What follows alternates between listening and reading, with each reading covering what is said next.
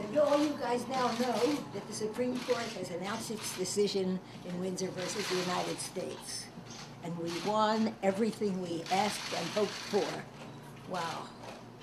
I'm honored and humbled and overjoyed to be here today to represent not only the thousands of Americans whose lives have been adversely impacted by the Defense of Marriage Act, but those whose hopes and dreams have been constricted by the same discriminatory law.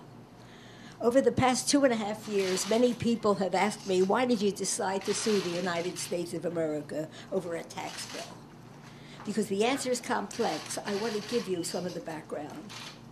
I've lived with and loved the Aspire for more than 4 decades, in love and joy, in sickness and in health, until death did us part. When Thea died in 2009 from a heart condition, 2 years after we were finally married, I was heartbroken.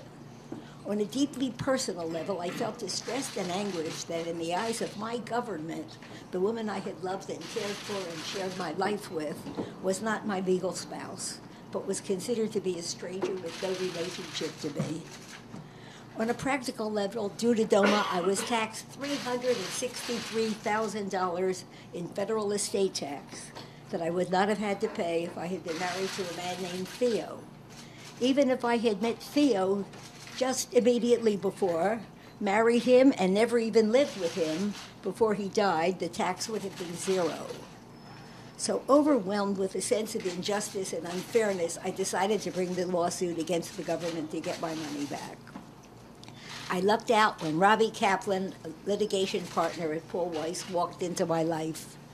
Paul Weiss has a proud tradition of representing clients, including LGBT clients, in a wide variety of pro bono matters. One of those outstanding pro bono cases is Edie Windsor, that's me, versus the United States of America. At a time when the gay organizations that I approached responded with, "It's the wrong time for the movement," Robbie Kaplan said, as did Martin Luther King before her, "There is no wrong time to seek justice," answered my plea and took me on.